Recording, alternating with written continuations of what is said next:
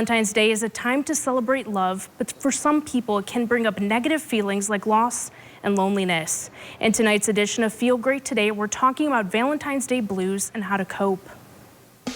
Feel Great Today with Jessica Jukic. Whether it's the loss of a loved one by death, it can also be the loss of a job, loss of a relationship. So we just want to be really cautious in that increase in stress around expectations of the holidays. Heidi Pritzel is a licensed social worker with the Spyrus Kohler Behavioral Health Clinic. She says Valentine's Day blues can bring up intense grief, loneliness, and loss. And so if there's an intense emotion of loneliness or grief, we may want to move away from some of those love movies or expectations to go out to dinner with a loved one. And the way that I do that within therapy is we practice opposite emotion.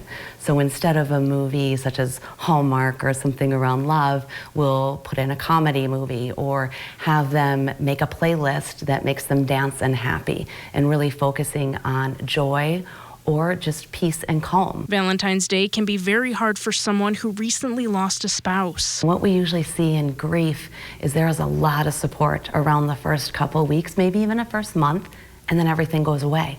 People maybe have a fear to talk about it or not bring up that loved one. And for the individual who's in grief, they want to continue to talk about that person, the memories around the person. She recommends people join a grief support group to cope with loss and focus on things you enjoy. Building in some form of connection, but not overdoing it, because that can be really hard with expectations. So if they want to stay home on that day and make their own meal, then we talk about what that looks like and how it can be helpful to them.